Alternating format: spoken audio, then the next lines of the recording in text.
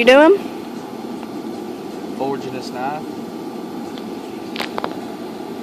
Oh, you putting this on YouTube?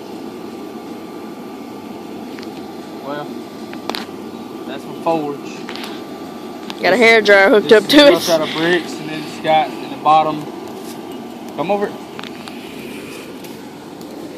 I got that pipe. Just when I built it, I put that pipe in there. Just stuck it inside of it and left the brick out and filled the rest of it with gap with cement. I just got a regular old hair dryer on low in there now. Oh yeah, Mr. Eastland, if you ever watch this video, this is gonna be your knife, buddy. How much you selling it for? I don't know yet. Hold on, I need my other welding gloves.